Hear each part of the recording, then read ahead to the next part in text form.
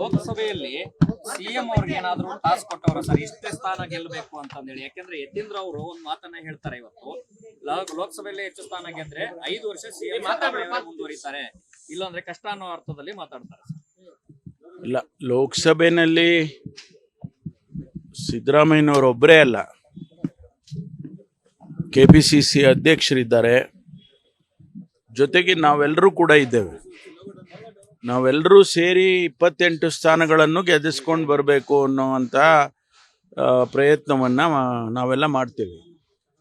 ಅಂತಿಮವಾಗಿ ಜನ ಯಾವ ರೀತಿ ಪ್ರತಿಕ್ರಿಯೆ ಮಾಡ್ತಾರೆ, ಯಾವ ರೀತಿ ನಮಗೆ ಸಹಕಾರ ಕೊಡ್ತಾರೆ, ಮತ ಹಾಕ್ತಾರೆ ಅನ್ನೋದು ಜನಸಮುದಾಯಕ್ಕೆ ಬಿಟ್ಟಿರ್ತಕ್ಕಂಥದ್ದು. ಆದರೆ ನಮಗೆ ವಿಶ್ವಾಸ ಇದೆ, ನಾವು ಕಾರ್ಯಕ್ರಮಗಳು ಕೊಟ್ಟಿದ್ದೇವೆ, ನಮ್ಮ ಮ್ಯಾನಿಫೆಸ್ಟೋನಲ್ಲಿ ನಾವೇನು ಗ್ಯಾರಂಟಿಗಳು ಹೇಳಿದ್ದು ಅವೆಲ್ಲ ಅನುಷ್ಠಾನ ಮಾಡಿದ್ದೇವೆ.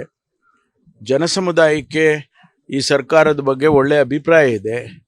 ಹಾಗಾಗಿ ನಮಗೆ ಹೆಚ್ಚು ಸ್ಥಾನಗಳನ್ನು ನಾವು ಗೆದಿಲೇಬೇಕು ಅಂತೇಳಿ ನಾವೆಲ್ಲ ಸಂಕಲ್ಪ ಮಾಡಿದ್ದೇವೆ. ಹೈಕಮಾಂಡ್ನವರು ಕೂಡ ಹೇಳಿದ್ದಾರೆ. ಮುಖ್ಯಮಂತ್ರಿಗಳನ್ನು ಮುಂದುವರಿಸೋದು ಬಿಡೋದು ಅದೆಲ್ಲ ಹೈಕಮಾಂಡಿಗೆ ಬಿಟ್ಟಿರ್ತಕ್ಕಂಥದ್ದು. ಆ ತೀರ್ಮಾನ ನಮ್ಮ ಹಂತದಲ್ಲಿ ಎಲ್ಲೂ ಆಗೋದಿಲ್ಲ, ಅದೆಲ್ಲ ಹೈಕಮಾಂಡನ ಹಂತದಲ್ಲೇ ಆಗುತ್ತೆ. ಆದರೆ ಲೋಕಸಭೆಗೆ ಮೊನ್ನೆ ತಾನೇ ತಾವೆಲ್ಲ ನೋಡಿದ್ರಿ, 28 ಜನ ಸಚಿವರನ್ನು ದೆಹಲಿಗೆ ಕರೆಸ್ಕೊಂಡು ನಮಗೆಲ್ಲ ಸೂಚನೆ ಕೊಟ್ಟಿದ್ದಾರೆ.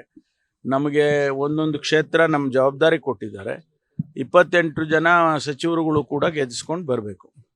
ಸರ್, ಯತೀಂದ್ರ ಅವರು ಈ ರೀತಿಯ ಹೇಳಿಕೆಗಳು ಪದೇ ಪದೇ ಇದು ಒಂದಲ್ಲ, ಹಿಂದೆನೂ ಕೂಡ ಅನೇಕ ರೀತಿಯ ಎಲ್ಲೋ ಒಂದ್ ಕಡೆ ಪಕ್ಷಕ್ಕೆ ಮತ್ತೆ ಗೊತ್ತಿಲ್ಲ ನನಗೆ, ಅವರ ಹೇಳಿಕೆಯನ್ನು ನಾನು ಗಮನಿಸಿಲ್ಲ. ಆದರೆ ನಮಗೆ ಜವಾಬ್ದಾರಿಗಳನ್ನು ಕೊಟ್ಟಿರೋದಂತೂ ನಿಜ. ನಾವೆಲ್ಲರೂ ಕೆಲಸ ಮಾಡಬೇಕು, 28 ಕ್ಷೇತ್ರವನ್ನು ಕೂಡ ಗೆದ್ಸ್ಕೊಂಡು ಬರಬೇಕು ಅಂತಕ್ಕಂಥ ಸೂಚನೆಯನ್ನಂತೂ ಕೊಟ್ಟಿದ್ದಾರೆ. ಅನುಕ್ಷಣದ ಸುದ್ದಿಗಳಿಗಾಗಿ ವಿಸ್ತಾರ ನ್ಯೂಸ್ ಯೂಟ್ಯೂಬ್ ಚಾನೆಲ್ ಸಬ್ಸ್ಕ್ರೈಬ್ ಮಾಡಿ. ಹೊಸ ಸುದ್ದಿಗಳ ನೋಟಿಫಿಕೇಶನ್ಗಾಗಿ ಬೆಲ್ ಐಕಾನ್ ಕ್ಲಿಕ್ ಮಾಡಿ.